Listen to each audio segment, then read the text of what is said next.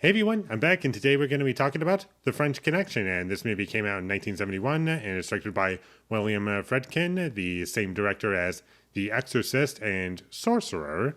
And those two movies I really love, and this is the movie he made before both of those.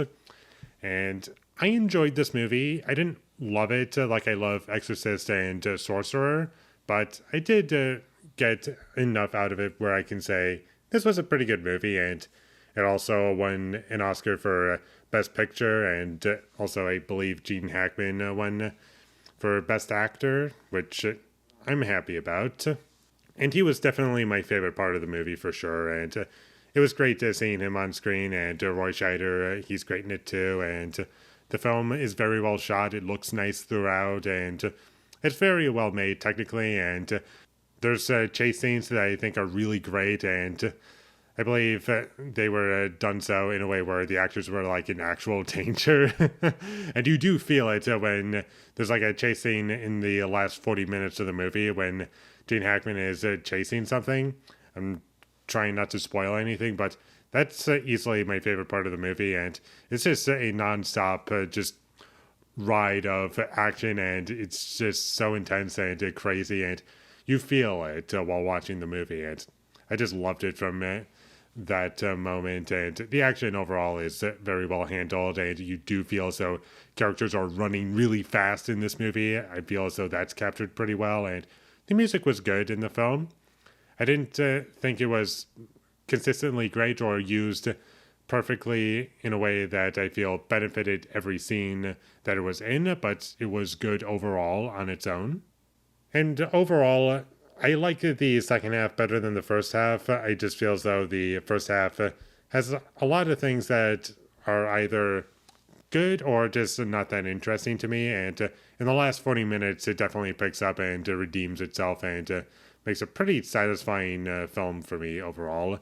But my issues with this movie is just there's a death scene early on in this movie that I felt as though was handled poorly. All of the blood I never once believed was blood. It all just looked like red paint, and it was very distracting for me, and that's all I could see whenever I saw blood in this movie.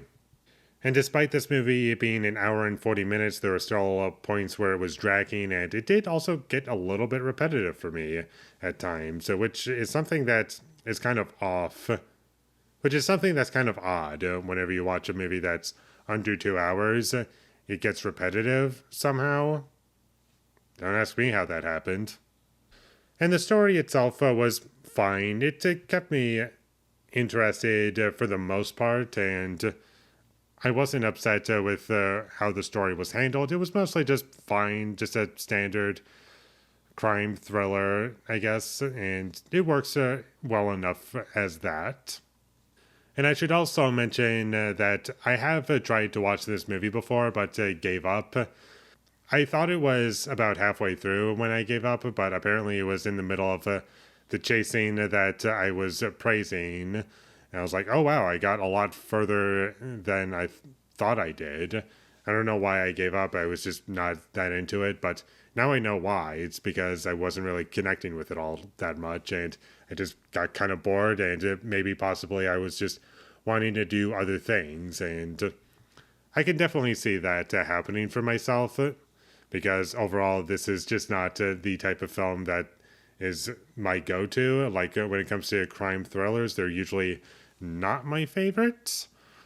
And there isn't really anything particular about this film that made it stand out in that genre of films, or subgenre, whatever you want to call it, but I still liked it and enjoyed what it had to offer at the very least. And comparing this movie to The Exorcist or Sorcerer is almost unfair, because I do feel as though those movies have much better stories and are overall much more well put together than this one.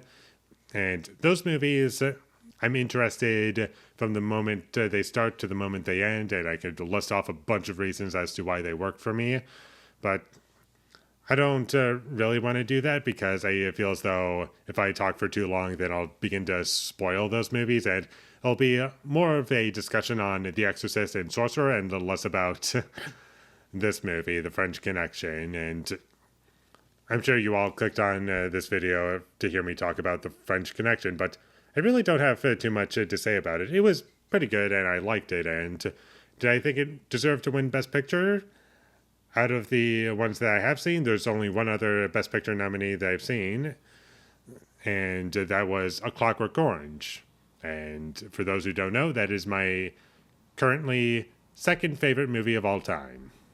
So I'll just skip over that because I could say a million things about that, but still good movie at the very least. And as long as we get good movies that win Best Picture, I'm happy.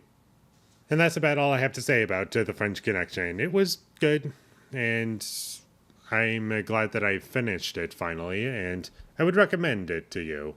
I think it's a good movie overall. I'm sure there's a ton of people who enjoy this movie way more than I did, and if that's the case, more power to you, and I'm glad that you enjoyed it. I just am on the side of just liking it, thinking it's good, it's solid, I liked it. So with all that being said, I'm going to give The French Connection a 7 out of 10. Thank you for watching my videos. As always, if you enjoyed this review, be sure to leave a like and comment down below what you thought of The French Connection, and my social media links, they will all be in the description, so follow me there.